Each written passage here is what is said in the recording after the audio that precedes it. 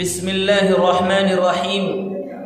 بزرگان محترم، کبھی محبوب کبریا صلی اللہ علیہ وسلم کسی کا مہمان بنتے، اور کبھی کوئی اپنا ہو یا بیگانہ، دوست ہو یا دشمن، ذات مصطفیٰ صلی اللہ علیہ وسلم کا مہمان بنتا، اور حضور پر نور صلی اللہ علیہ وسلم ہر آنے والے مہمان کا میزبان بنتے۔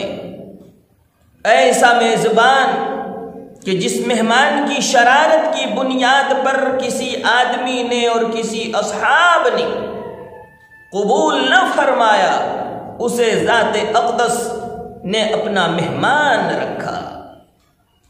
ادھر میزبان اخلاق میں اعلیٰ، ادھر مہمان شرارت میں اعلیٰ، کہ رات گھر بھر کے لیے جتنا کھانا پکا تھا وہ اکیلا ہی کھا گیا، ذرا شرم تک نہ آئی، کیونکہ شرارت اونچی تھی نا۔ لیکن قربان جاؤں میزبان پر کہ ایک حرف شکایت کا زبان پر نہیں لایا، اور پھر بھی اس کی عزت ایسی کی کہ ایک الگ سپریٹ کوٹھری میں عمدہ بچھونا بچھا دیا، اور اس مہمان سے آرام فرمانے کو فرمایا۔ وہ مہمان سردار دو جہاں کے پاکیزہ بستر پر آرام کرتے کرتے کھانا ہضم نہ ہونے کی وجہ سے پخانہ پھیر ڈالا، اور جب صبح ہوئی تو بھاگ نکلا۔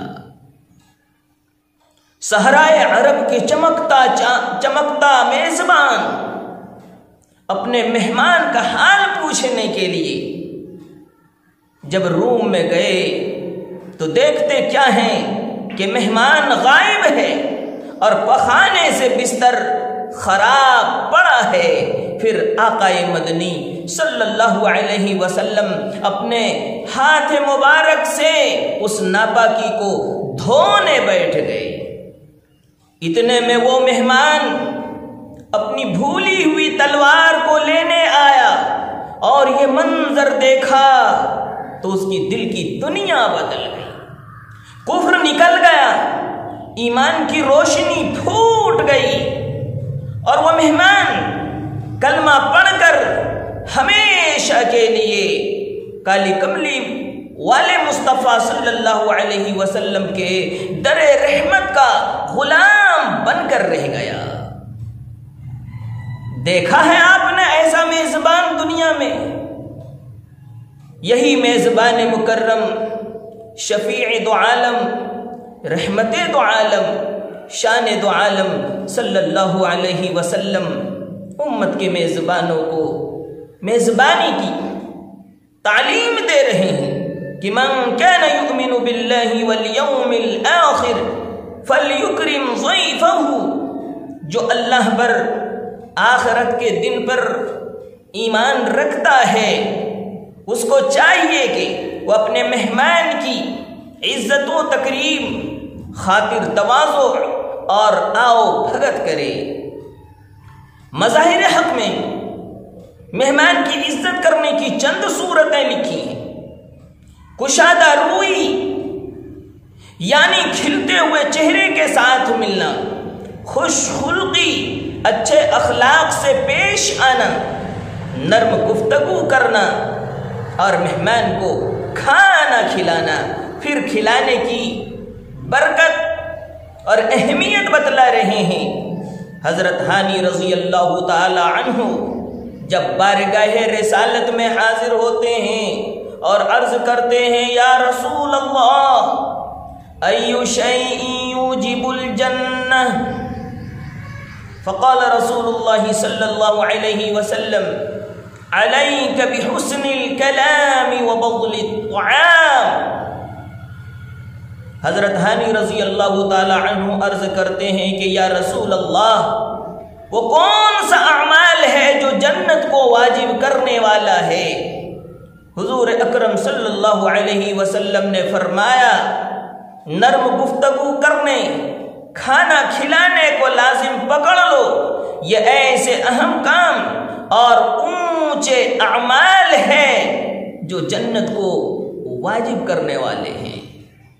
واہ واہ، تھوڑی سی نرم گفتگو، چند دانے کھلانے پر جنت واجب ہو رہے ہیں، تو اس سے بڑھ کر مہمان نوازی کی اور میزبان کے لیے کیا برکت ہو سکتی ہے۔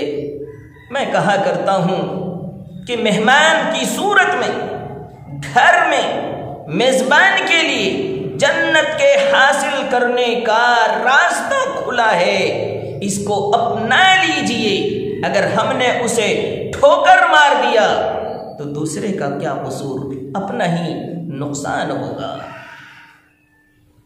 اور برکت کی باتیں سنیے، جب مہمان گھر میں آتا ہے اور مہمان گھر میں آ کر ٹھہرتا ہے اور میزبان اس کی خوب عزت کرتا ہے، اچھا کھانا کھلاتا ہے، جب مہمان ادھر کھانے سے نمٹ جاتا ہے، پروردگار عالم میزبان کے گناہوں کو بھی ان کے نام اعمال سے، ان کے رجسٹر سے، ان کے کھاتے سے نمٹا دیتا ہے، ختم کر دیتا ہے، صاف کر دیتا ہے۔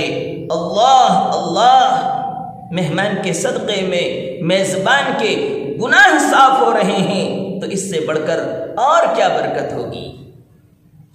احیاء العلوم میں ایک واقعہ لکھا ہے، ایک شخص نے حضرت علی رضی اللہ تعالی عنہ کو روتے ہوئے دیکھا، تو اس شخص نے حضرت علی مرتضی رضی اللہ تعالی عنہ کو رونے کا سبب پوچھا۔